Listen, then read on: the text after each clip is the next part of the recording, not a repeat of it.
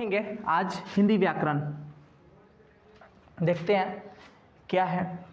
सबसे पहले जानेंगे हिंदी के बारे में। हिंदी क्या है, हिंदी पढ़ते हैं। हिंदी क्या है तो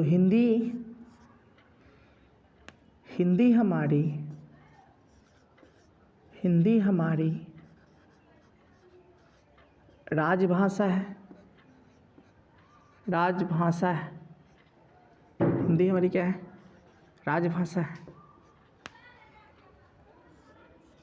हिंदी दिवस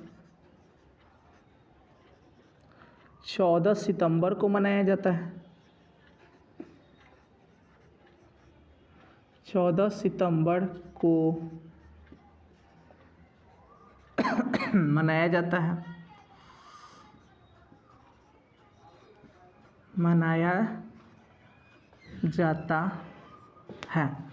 तो हिंदी क्या है? हिंदी राजभाषा है। हिंदी दिवस 14 सितंबर को मनाया जाता है। उसके बाद इसे राजभाषा का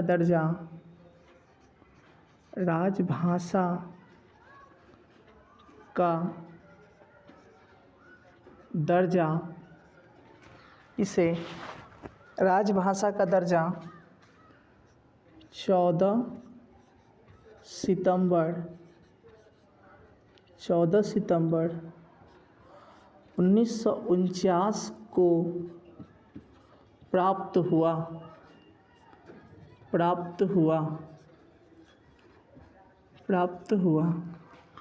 इसे राजभाषा का दर्जा 14 सितंबर 1949 को प्राप्त हुआ। ठीक है। इसके बाद देखेंगे हमारे संविधान में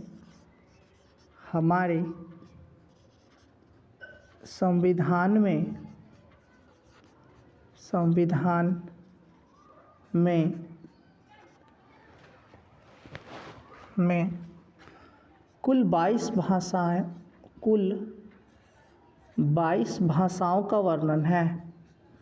22 भाषाओं का वर्णन है जिसमें हिंदी को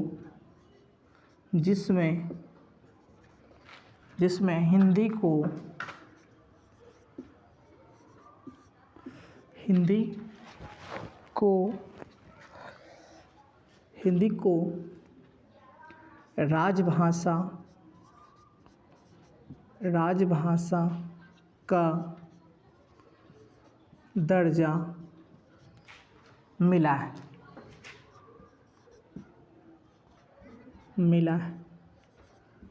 हिंदी को क्या? राजभाषा का दर्जा प्राप्त हुआ है। हमारी कोई राष्ट्रभाषा नहीं है। भारत की कोई राष्ट्रभाषा नहीं है। लिख लेंगे। भारत देश की कोई राष्ट्रभाषा नहीं है। कोई राष्ट्रभाषा नहीं है।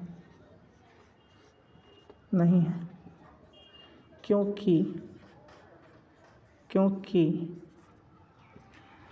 हमारे देश को हमारे देश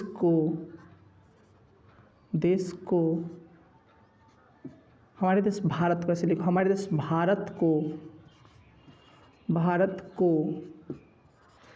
हमारे देश भारत को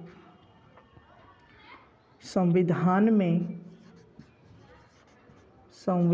में राज्यों का संघ कहा गया है। राज्यों का संघ कहा गया है। संघ कहा गया है। राज्यों का संघ कहा गया है। हो गया। तो क्या है हिंदी, क्या है हिंदी हमारी राजभाषा है। हिंदी दिवस 14 सितंबर को मनाया जाता है। उसके बाद हिंदी इसे क्या, इसे राजभाषा का दर्जा जो है 14 सितंबर 1949 को प्राप्त हुआ था। हमारे संविधान में कुल 22 भाषा का वर्णन है, जिसमें हिंदी क्या है, राजभाषा है। हमारे भारत देश की जो है कोई राष्ट्रभाषा नहीं है। क्यों नहीं है? क्योंकि भारत जो है इसको राष्ट्र न बोल के राज्यों का संघ कहा गया है हमारे संविधान में। ठीक है, तो इसको मिटाते हैं। अब क्या है, व्याकरण। हमारे ऊपर है हिंदी व्याकरण। तो व्याकरण क्या है? हिंदी भाषा में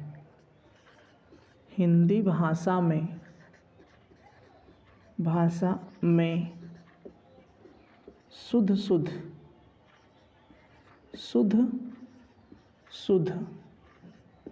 हिंदी भाषा में शुद्ध बोलना,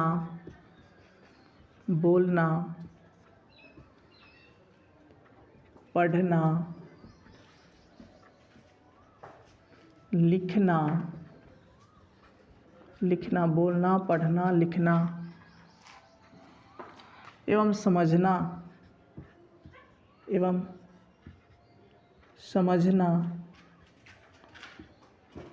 ही व्याकरण कहलाता है। व्याकरण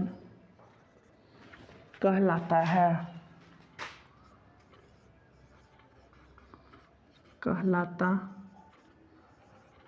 व्याकरण कहलाता है।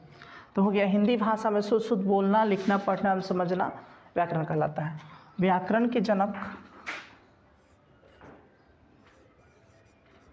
व्याकरण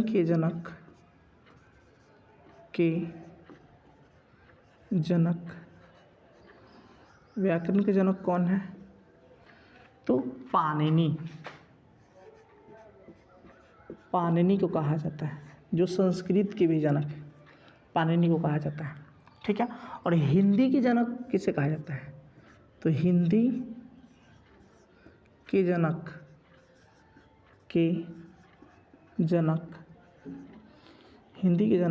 किसे कहा जाता है? तो भारतेंदु हरिश्चंद्र को कहा जाता है। भारतेंदु हरिश्चंद्र।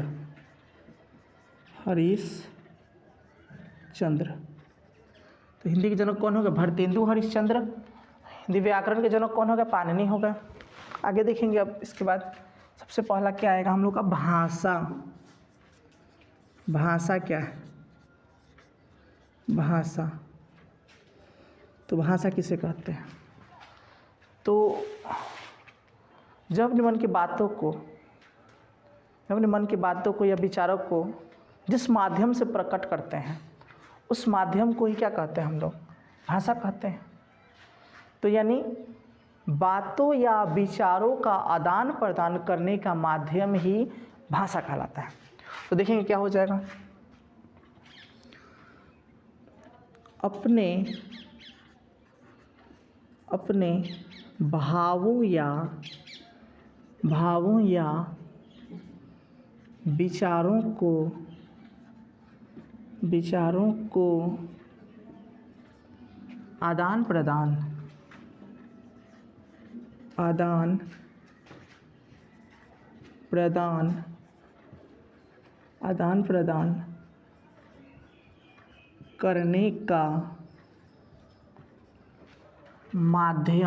प्रदान करने का माध्यम ही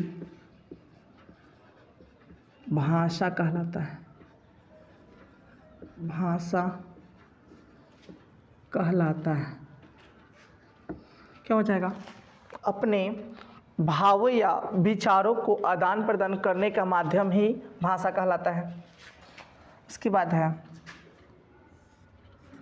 भाषा के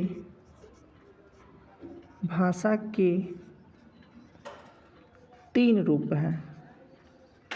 3 रूप हैं। भाषा के कितने रूप हैं? 3 रूप हैं। देखिए, अपने बातों या विचारों को हम लोग 3 तरह से व्यक्त कर सकते हैं, वही भाषा का रूप होता है। पहला होता है कौन? पहला है मौखिक भाषा। मौखिक भाषा। दूसरा होता है लिखित भाषा। लिखित भाषा। तीसरा होता है सांकेतिक भाषा। सांकेतिक भाषा।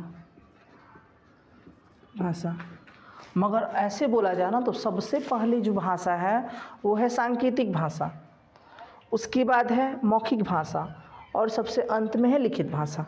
अगर हम लोग ऐसे पढ़ते हैं, बट अगर सही मायने में अगर बोला जाए कि भाषा के कौन कौन से रूप हैं और किस तरह से वो हैं, तो सबसे पहले हम लोग का सांकेतिक भाषा आया, उसके बाद मौखिक भाषा आया, उसके बाद लिखित भाषा आया। इसे मान लेते हैं कि शुरू में जब मानव नहीं बोलता था, जब उसके पास स्वर यंत्र उपस्थित नहीं थे, नहीं खुले हुए थे, तब मानव क्या करता था? हाथ हिलाकर या इशारा से बात करता था। तो वो भाषा का सांकेतिक रूप होता था, यानी संकेत या इशारा के द्वारा मानव बात करता था। उसके बाद मानव के पास जब स्वर यंत्र विकसित हुआ, यानी बोलना सीखा, तो बोलना सीखा तो अपनी बातों को या विचारों को क्या बोलकर प्रकट करना शुरू किया। तो बोलकर जब प्रकट किया तब कौन से भाषा का विकास हुआ? मौखिक भाषा का विकास हुआ। फिर कागज़ का आविष्कार हुआ, या कागज़ का आविष्कार हुआ तो लिखना शुरू किया, तब कौन सी भाषा का विकास हुआ? लिखित भाषा का विकास हुआ। तो सबसे पहली भाषा जो है वो लिखित भाषा है, उसके बाद मौखिक भाषा है, उसके बाद सांकेतिक भाषा। देखते हैं कौन कौन है। तो पहला देखते हैं मौखिक भाषा क्या है। मौखिक भाषा। मौखिक भाषा। मौखिक भाषा, जब हम अपने मन की बातों को, जब हम अपनी मन के बातों या विचारों को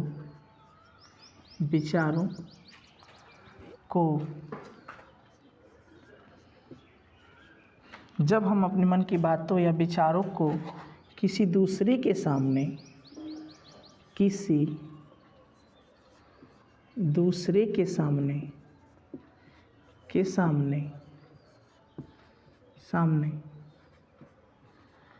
बोलकर प्रकट करते हैं, बोलकर प्रकट करते हैं, बोलकर प्रकट करते हैं, तब वह भाषा का मौखिक रूप कहलाता है। तब वह भाषा का मौखिक रूप कहलाता है। मौखिक रूप कहलाता है। भाषा का मौखिक रूप कहलाता है।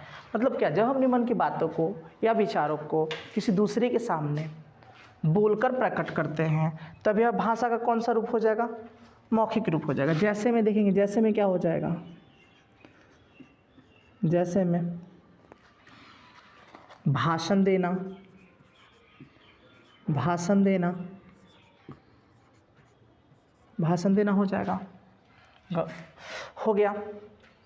अब देखेंगे इसके बाद लिखित भाषा। लिखित भाषा। लिखित भाषा,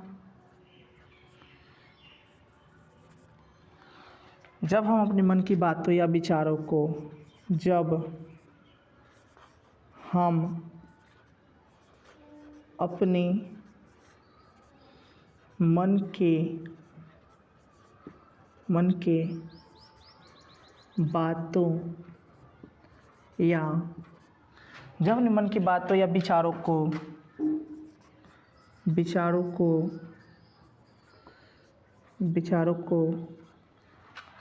किसी दूसरे के सामने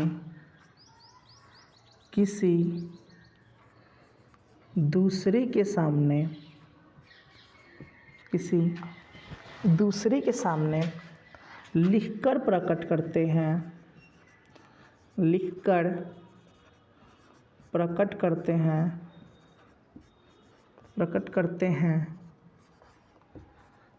तब यह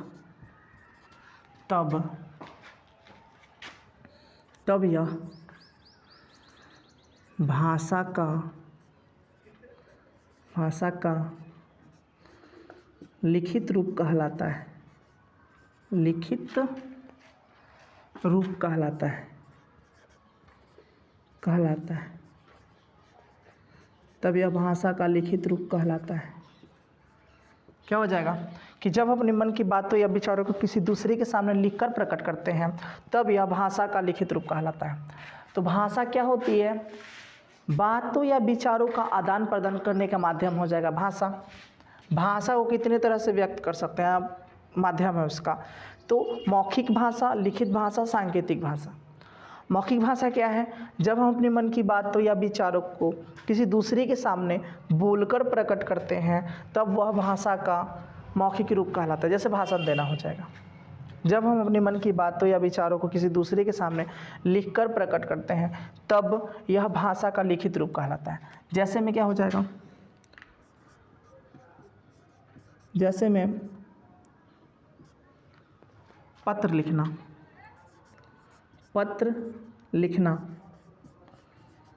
लिखना हो जाएगा। हो गया। उसके बाद आएंगे सांकेतिक भाषा। सांकेतिक भाषा जब हम अपने मन की बातों या विचारों को हम अपने मन के बातों या विचारों को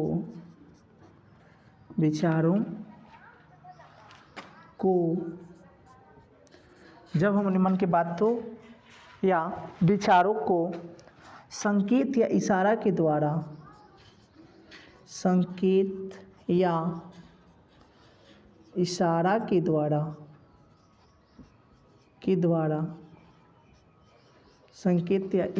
द्वारा प्रकट करते हैं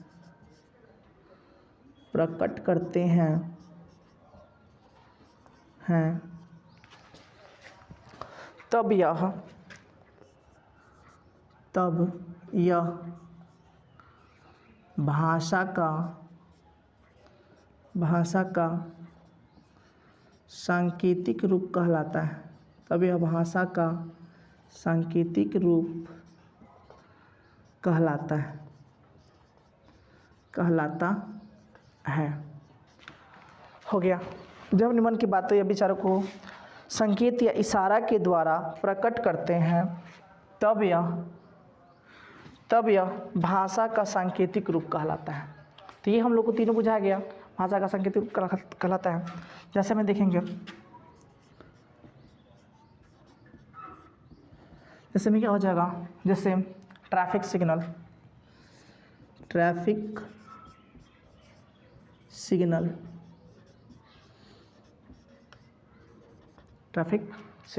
तो आज हम लोग इतना ही रहने देते हैं क्योंकि गर्मी बहुत ज़्यादा है और इसको आगे कल आके कराते हैं इसके।